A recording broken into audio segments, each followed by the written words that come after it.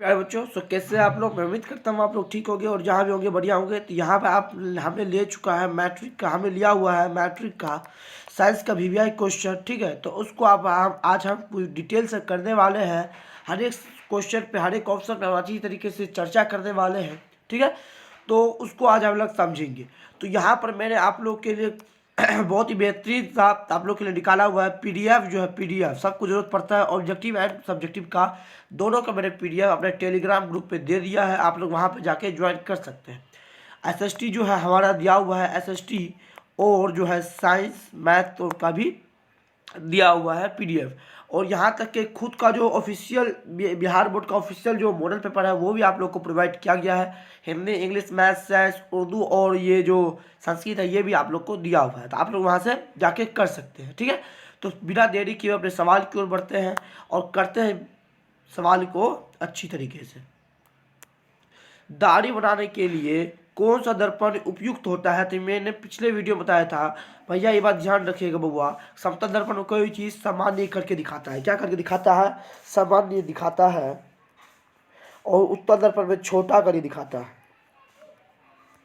अवतल दर्पण जो है, अवतल दर्पण बड़ा करके दिखाता है। क्या करके दिखाता है? बड़ा करके दिखाता है। और दाढ़ी जब हम बनाने जाते हैं, ठीक है, दाढ़ी हम जब बनाने जाते हैं तो क्या होता है कि हमको दाढ़ी जब बनाने जाते हैं तो बड़ा वाला शीशा रहता है। ठीक है, उसमें हम अपना चेहरा बड़ा बड़ा करके दिखाते हैं और बड़ा को चिप करके दिखाता है। अवतल दर्पण में इसका राइट आंसर अवतल दर्पण हो जाएगा। ठीक है, यहाँ पर ऑप्शन भी दे सकते हैं और आंसर भी दे सकते हैं। अगला सवाल, किस दर्पण में बड़ा प्रतिबिंब बनता है? अभी मैंने तुरंत बताया किस में बनता है, समतल में। सामान्य बनेगा, अवतल में बड़ा बनेगा, अवतल में बड़ा बनेगा। चलिए, ये सवाल मैंने बता दिया है। और ठीक है, देखिए दर्पण 3 प्रकार के होते हैं। यहाँ पर देख सकते हैं दर्पण जो है 3 प्रकार के होते हैं। ये तीनों जो है दर्पण के प्रकार है। किसके प्रकार है? तीनों दर्पण के प्रकार है। ठीक है, ये तीनों दर्पण के प्रकार है और ये तीनों जो है, ठीक है, अवतल दर्पण, समतल दर्पण और उत्तल दर्पण। समतल दर्पण जो होता है घर और में होता है, घर और में। और उत्तल दर्पण जो होता है, अवतल दर्पण, ये दांत के डॉक्टर के पास होता है। दांत के डॉक्टर के पास होता है दांत देखने के लिए। उत्तल दर्पण जो होता है गाड़ी का हेडलाइट, सॉरी, गाड़ी का जो साइड मिरर होता है, गाड़ी का साइड मिरर, साइड जिसको आईना बोलते हैं, साइड मिरर। ठीक है, साइड मिरर, MIRROR, मिरर। ठीक है, लेंस, अवतल लेंस में आवर्धन यानी एम बराबर क्या होता है? तो आवर्धन को क्या कहते हैं? एम कहते हैं। तो एम बराबर सूत्र होता है भी भी बाय यू। और एक सूत्र आता है, यहाँ देखिए, खोजिए, यहाँ पे है भी बाय यू। और एक सूत्र आता है भी बराबर IR। क्या होता है? भी बराबर IR। ठीक है, भी बराबर IR होता है। ये ओम का नियम है। ठीक है, और ये याद रखिएगा, म्यू जिसको बोलते हैं अपवर्तनांक। क्या बोलते हैं? अपवर्तनांक। अपवर्तनांक का जो होता है ये होता है साइन I बट्टे साइन R।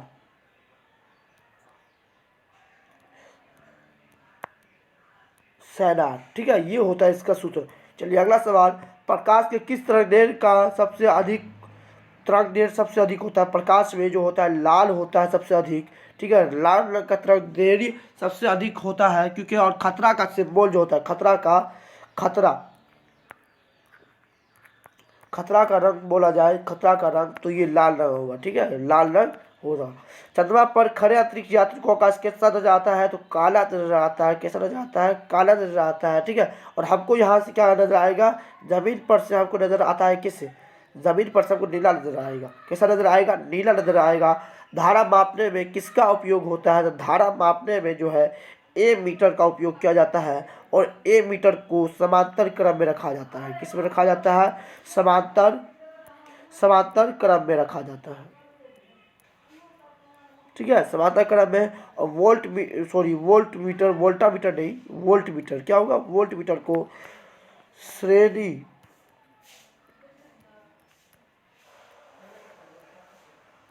क्रम में रखा जाता है। किस में रखा जाता है? श्रेणी क्रम में रखा जाता है। ठीक है, अगला सवाल देखिए, प्रतिरोध का SI मात्रक क्या होगा? प्रतिरोध का जो SI मात्रक होता है ये होता है ओम। क्या होता है? ओम। ओम का सिंबल जो होता है ये इस प्रकार होता है। एम्पियर जो होता है विद्युत धारा का होता है। किसका होता है? विद्युत धारा का। विद्युत धारा का SI मात्रक वोल्ट। एम्पियर। और अग्र जो है बल का CGS मात्रक होता है, बल का CGS मात्रक होता है। अगला सवाल देखिए, 1 किलोवाट घंटा निम्नलिखित में किसके बराबर होता है? 1 किलोवाट घंटा जो होता है 3.6 पे पावर 6 जूल होगा। 3.6 पे गुना 10 पे पावर 6 जूल होगा इसका राइट आंसर। ठीक है, ये ध्यान रखिएगा। चलिए अगला सवाल देखिए, एक विद्युत हीटर की कुंडली जिसका प्रतिरोध जो है, प्रतिरोध 55 ओम है और 220 वोल्ट के स्रोत से जो विद्युत धारा लगेगी उसका मान क्या होगा? 4 एम्पियर होगा। ठीक है, 4 एम्पियर जो होगा इसका राइट आंसर होगा। ये क्या होगा? 4 एम्पियर इसका राइट आंसर होगा। ठीक है, 4 एम्पियर। चलिए अगला सवाल देखिए, किसी कुंडली का प्रतिरोध ज्ञात करने के लिए सूत्र है। तो सूत्र है, कौन सा सूत्र है? मैंने बताया था आप लोग को, V बराबर IR। ठीक है, ये ओम का नियम है। अगर इसी में हमको I का सूत्र याद करना है तो I को इस साइड रख लीजिए, V की इसमें क्या है, गुणा में है, इस साइड आएगा तो भागा में आ जाएगा, R/V। ठीक है, तो R/V हो जाएगा। अगर हमको यही निकालना है R, ठीक है, R निकालना है तो देखिए R को इस साइड रख लीजिए, I इस साइड है, V इस साइड क्या है, गुणा में है, तो I/V हो जाएगा। ठीक है, तो R बराबर, ये देखिए R बराबर क्या है, R बराबर क्या है, R बराबर IV है, I/V। इसका राइट आंसर क्या होगा? V बराबर IV आ सकता है, V/I, ये C होगा इसका आंसर। ठीक है, I बराबर I या ये दोनों भी आ सकता है, क्योंकि इसको देखिए यहाँ पे देखिए 1/V है। ठीक है, 1/V होता है, या इसको V/1 I लिखे तो बात तो बराबर पड़ जाएगा। ठीक है, तो ये दोनों में से आप जो आंसर दिया रहे तो वो मार दीजिएगा आप लोग। चलिए अगला सवाल, डायनमो ने किस प्रकार की धारा प्राप्त होती है? डायनमो की कुछ बात करें तो डायनमो का दूसरा नाम विद्युत जनित्र है। क्या है? विद्युत जनित्र नाम है। क्या नाम है? विद्युत जनित। इसका अगर इन्वेंशन की बात करें, इन्वेंशन यानी खोज की अगर हम बात करें तो इसका खोज जो है फेराडे ने किया था। किसने किया हुआ था? फेराडे ने किया हुआ था। ठीक है, और डायनमो जो है यांत्रिक ऊर्जा को विद्युत ऊर्जा में रूपांतरित करता है। किस में करता है? विद्युत ऊर्जा को रूपांतरित करता है, विद्युत ऊर्जा में रूपांतरित करता है। ठीक है, और डायनमो से दिष्ट धारा और परिवर्ती धारा दोनों प्राप्त होता है। इसका right answer option number C, दोनों धाराएं प्राप्त होती है। ठीक है, अगला सवाल देखिए, नाभिकीय ऊर्जा प्राप्त करने हेतु आवश्यक है। तो क्या आवश्यक है? यूरेनियम जो है, इसका यूरेनियम आवश्यक होता है। हीलियम का संकेत जो होता है HI होता है, क्रोमियम का CR होता है, यूरेनियम का U होता है, एल्युमिनियम का AL होता है। हीलियम जो भरा जाता है ये गुब्बारे भरा जाता है। किसे भरा जाता है? गुब्बारे में। ठीक है, ये गुब्बारे में भरा जाता है। ठीक है, यह बात ध्यान रखिएगा। चलिए अगला सवाल देखिए, निम्नलिखित में कौन नवीकरणीय ऊर्जा का स्रोत का उदाहरण है? ठीक है, नवीकरणीय ऊर्जा मतलब होता है जिसका मात्रा असीमित हो। ठीक है, जो कभी खत्म ही ना हो, उसका क्या होगा? जो कभी खत्म ही ना हो उसको क्या कहते हैं? ठीक है, नवीकरणीय ऊर्जा मतलब क्या होता है? जो कभी खत्म ना हो। ठीक है, जो कभी खत्म ना हो, तो ये क्या होगा? इसका बायोमास संयंत्र होगा। क्या होगा? बायोमास संयंत्र होगा। ठीक है, और अगर ये बात किया जाए, इसका देख लीजिए एक बार ये ध्यान से कि ये जो है, ये देख लीजिए। ठीक है, नवीकरणीय ऊर्जा जो होगा कभी खत्म नहीं होगा, और अनवीकरणीय जो होगा ये खत्म हो जाएगा। क्या हो जाएगा? ये खत्म हो जाएगा। ठीक है, और पवन चक्की की अगर हम बात करें तो ये ध्यान रखिएगा, पवन चक्की जो है पवन चक्की और विद्युत जनित जो है क्या करता है? ये यांत्रिक ऊर्जा को क्या करता है? यांत्रिक ऊर्जा को रूपांतरित करता है। किसमें? विद्युत ऊर्जा में रूपांतरित करता है, विद्युत ऊर्जा में रूपांतरित करता है। ठीक है, चलिए अगला सवाल देखिए, यहाँ पर नीचे दी गई अभिक्रिया में कौन सा कथन सही है यानी सत्य है? ठीक है, तो कौन सा कथन सत्य है? यहाँ देखिए 2Cu प्लस O2 बराबर 2CO, यानी प्लस नहीं है, ये रिएक्शन का सिंबल है। किसका सिंबल है? ये सिंबल है रिएक्शन का।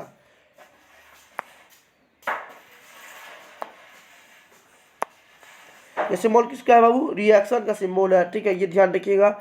रिएक्शन जो होता है, उसका सिंबल है ये, ठीक है। रिएक्शन Cu जो है ये किसका सिंबल है, कॉपर का है।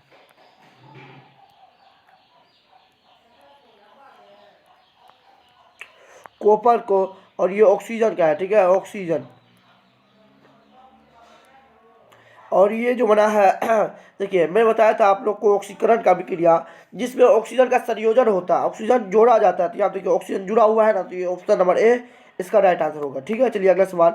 नाइट्रोजन डाइऑक्साइड NO2 के धुएं का रंग होता है, क्या होता है, भूरा, लाल, हरा, पीला। तो ये होता है भूरा, क्या होता है, भूरा, ठीक है, भूरा होता है। चलिए अगला सवाल देखिए, ग्लूकोज का रासायनिक सूत्र, बहुत ही वीवीआई क्वेश्चन सवाल है, ठीक है। तो इसका राइट आंसर क्या हो जाएगा, मैंने आप लोग को बताया था ग्लूकोज, ग्लूकोज और चीनी। चीनी का क्या होता है, C12 H22O11, ग्लूकोज का C6H12O6 ये होता है, ठीक है। तो ये खोजिए ये कहाँ पर, ये देखिए C6H12O6, ये बी नंबर पे हमारा राइट आंसर हो जाएगा, ठीक है। अगला सवाल देखिए, दूध से दही का बनना निम्नलिखित में कौन सी क्रिया होती है। तो ये होता है कौन, आपको किण्वन होता है, ठीक है, ये किण्वन होता है। और ये पूछ आपको कौन सी परिवर्तन है, तो ये रासायनिक परिवर्तन होगी, क्या होगी, रासायनिक परिवर्तन होगी, ठीक है, रासायनिक परिवर्तन होगा, ठीक है। चलिए अगला सवाल देखिए, हमारे शरीर का पीएच मान कितने परास के बीच कार्य करता है, ठीक है। ये देखिए इसका जो राइट आंसर होगा 7.0 से 7.8 के बीच काम करता है। और मानव शरीर का जो आंसू होता है, आंसू, ठीक है, आंसू जो होता है इसका पीएच मान 7.4 होता है। और खून जो होता है मानव शरीर का खून, इसका भी होता है 7.4 ही, ठीक है, ये बात ध्यान रखिएगा। निम्नलिखित में कौन उपधातु है, तो इसका पहले देखिए ये फेरस है, क्या है, फेरस, जिसको सॉरी आयरन है, जिसको हम लोग लोहा बोलते हैं, ठीक है, आयरन है, ठीक है। और इसको कहते हैं कॉपर, मैंने ऊपर ही बताया था, कॉपर कहते हैं इसको कहते हैं निकेल, क्या कहते हैं, निकेल। और इसको कहते हैं एंटीमनी, क्या कहते हैं, ठीक है। और इस तीनों जो है ये तीनों धातु है, क्या है, धातु, क्या है, ये तीनों क्या है, धातु है, ये तीनों धातु है। अब बचा कौन, ये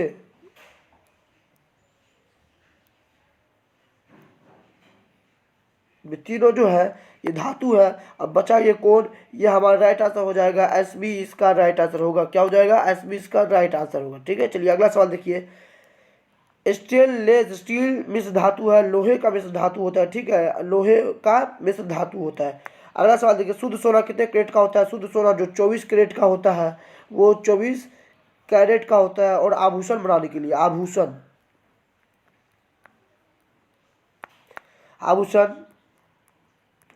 बनाने के लिए जो है ये 22 कैरेट का इस्तेमाल किया जाता है।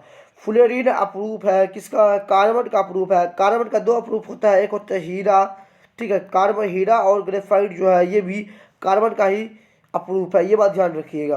कार्बन का अप्रूफ क्या है, हीरा और ग्रेफाइट, ये भी ध्यान रखिएगा। और कार्बन जो है, कार्बन की अब थोड़ा बात कर ले, कार्बन की 4 संयोजकता होती है, कितनी संयोजकता होती है, 4 संयोजकता होती है, संयोजकता होती है, ठीक है। तो ये बात ध्यान रखिएगा। CnH2n+2 किसका सामान्य सूत्र है, तो देखिए एल्कीन, एल्केन, एल्काइन। एल्कीन जो है CnH2n, ये एल्कीन का होता है।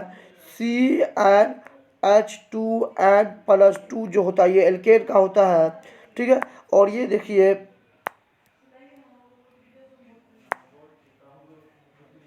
और ये जो होता है एल्काइन, जो होता है ये एल्काइन CnH2n-2 का इसका सूत्र होता है, ठीक है, ये बात ध्यान रखिएगा। चलिए इसका इस सवाल के अनुसार जो है इसका राइट आंसर एल्केन हो जाएगा, ठीक है, ये बात ध्यान रखिएगा। बेंजीन का अनुसूत्र क्या है, बेंजीन का अनुसूत्र है जो C6H6 जो है बेंजीन का अनुसूत्र है। मिथेन का CH4 है मेथेन का, ठीक है, ये मेथेन जो होगा ये पहला नंबर का होगा। ये किसका है, मेथेन का, मेथेन होगा। चलिए अगला सवाल देखिए, आवर्त सारणी के उदक स्तंभ को क्या कहा जाता है, वर्ग कहा जाता है। वो आवर्त सारणी में, ठीक है, आवर्त सारणी में तत्वों की संख्या जो है ये दिया कितना है, 118 है, चलिए अगर ध्यान रखिए, अकीय तत्व कौन है? अकीय तत्व हीलियम है, ठीक है। अकीय तत्व क्या है? हीलियम है। ये बात ध्यान रखिए, हीलियम को निष्क्रिय गैस भी बोला जाता है। क्या बोला जाता है? निष्क्रिय गैस। क्या बोला जाता है बाबू? निष्क्रिय गैस भी बोला जाता है, ठीक है। ये बात ध्यान रखिएगा। चलिए अगला सवाल देखिए, कार्बन का जो है ये होता है आपको सी होता है, हीलियम का HI होता है, सोना का AG होता है और हाइड्रोजन का H होता है, ठीक है। ये बात ध्यान रखिएगा, ठीक है, बड़ा याद रखिएगा। चलिए ऑक्सीन है। ऑक्सीन क्या है? ये ऑक्सीन एक प्रकार का हार्मोन है, ठीक है। ऑक्सीन एक प्रकार का हार्मोन है। और एंजाइम की बात करें तो ATP जो है, ATP एक प्रकार का एंजाइम है, ठीक है। आहार दाल का सबसे लंबा भाग जो होता है ये छोटी आंत होती है। कितना छोटी आंत? ये होता है आपको कितना? 6 मीटर लंबा होता है। और बड़ी आंत जो होता है, बड़ी आंत, ठीक है, बड़ी आंत जो होता है ये होता है 1.5 मीटर लंबा होता है, ठीक है। और ये भी सवाल आ सकता है, पाचन तंत्र का सबसे लंबा भाग तो छोटी आंत ही होगा, ठीक है। चलिए अगला सवाल देखिए, कीटों में प्रमुख श्वसन अंग होता है, क्या होता है? तो ये होता है आपको, ये होता है ट्रेकिया जो होता है, ये प्रमुख अंग होता है। लेकिन कॉकरोच की अगर हम बात करें, कॉकरोच का, ठीक है, कॉकरोच का जो है, कॉकरोच का श्वसन अंग जो होता है ये होता है त्वचा। क्या होता है? त्वचा होता है, जिसको हम स्किन बोलते हैं, ठीक है, स्किन बोलते हैं, इसका होता है। ये बात ध्यान रखिए। चलिए अगला सवाल देखिए, मनुष्य में कौन उत्सर्जीय अंग नहीं है? तो ये हो जाएगा आपको ऑप्शन नंबर सी, अग्नाशय जो है ये मनुष्य का उत्सर्जीय अंग नहीं है, ठीक है। ये मनुष्य का उत्सर्जीय अंग यानी उत्सर्जन वाला अंग नहीं है। देखिए क्लोरोफिल वर्णक का रंग होता है तो ये हरा होता है, ठीक है, ये हरा होता है। इसका दूसरा नाम जो है ये होता है हरित लवक होता है। क्या होता है? हरित लवक होता है। और इसका दूसरा नाम जो है, देखिए इसका दूसरा नाम जो है ये आपको ध्यान रखिएगा, ये हरित लवक होता है। फिर उसके बाद इसको पर्णहरित भी बोला जाता है। क्या बोला जाता है? पर्णहरित,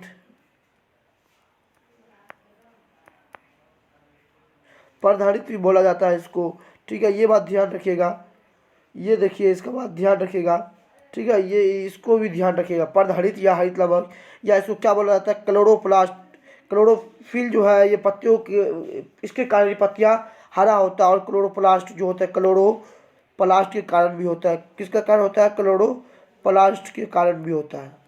ये एक प्रकार का पौधे में पाया जाने वाला हार्मोन है, ठीक है, क्लोरोप्लास्ट,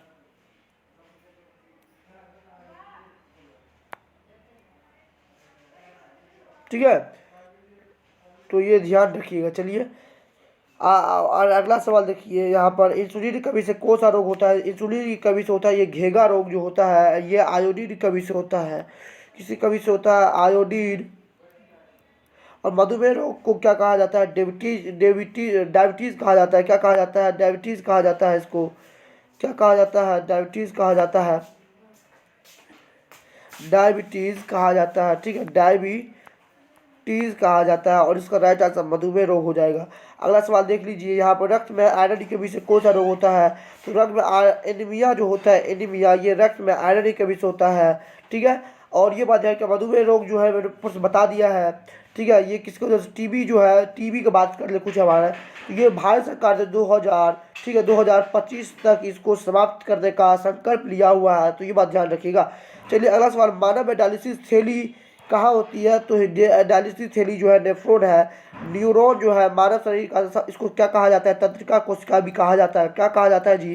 तंत्रिका कोशिका। क्या कहा जाता है? तंत्रिका कोशिका। और जो है ये सबसे लंबा कोशिका है, सबसे लंबी कोशिका जो है ये न्यूरॉन है। क्या है? न्यूरॉन। न्यूरॉन सबसे लंबी कोशिका, जहाँ पर मैं सेल लिख देता हूँ, ठीक है, सेल सबसे लंबी कोशिका है। और माइटोकॉन्ड्रिया जो है इसको पावर हाउस ऑफ सेल कहते हैं, पावर हाउस ऑफ सेल भी कहते हैं, ठीक है। यानी कोशिका का शक्ति गृह भी कहते हैं। क्या कहते हैं? कोशिका का शक्ति गृह भी कहते हैं। पुष्पी पौधे में लैंगिक जनन किसके द्वारा होता है? तो पुष्पी पौधे में लैंगिक जनन जो होता है ये फूलों के द्वारा होता है। और पुष्प के अग्रभाग को क्या कहते हैं? नर भाग को क्या कहते हैं? पुंकेसर कहते हैं, ठीक है, पुंकेसर कहते हैं। ये बात ध्यान रखिएगा।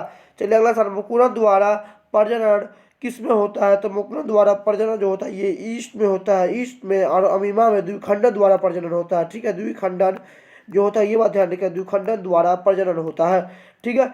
प्राकृतिक चयन का सिद्धांत किसने दिया था? प्राकृतिक चयन का जो है ये डार्विन ने दिया हुआ था। और डार्विन का एक बुक है जो, ठीक है, ये क्या है, the species of the origin of species, ठीक है, ये दी ओरिजिन ऑफ स्पेसीज इसका डार्विन का ही पुस्तक था। देख लीजिए यहाँ पर भी सवाल आ चुका है, दी ओरिजिन ऑफ पुस्तक किसकी थी? डार्विन की थी, तो ये बात ध्यान रखिएगा। चलिए अगला सवाल देखिए। अब घटक का उदाहरण है, अब घटक का उदाहरण क्या है? तो इसमें कवक हो जाएगा।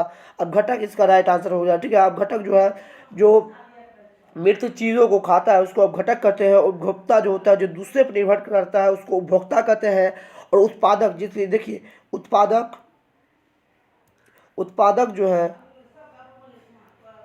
उत्पादक, फिर उपभोक्ता, उपभोक्ता जो है उपभोक्ता, और ये होता है अपघटक। ये अपना खाना खुद बनाता है और ये जो है ये उपभोक्ता पर निर्भर रहता है, ठीक है। और ये जो है मृत चीज़ों को खाता है। अगला सवाल देखिए यहाँ पर, टीली बांध का निर्माण किस प्रदेश में किया? तो टीली बांध किस प्रदेश में किया गया है? तो ये उत्तराखंड प्रदेश में किया गया है, ठीक है। और ये लास्ट सवाल मैंने अपने तरफ से बता रहा हूँ कि देखिए मानव शरीर जिसको हृदय बोलते हैं, ठीक है, मानव शरीर का हृदय, हृदय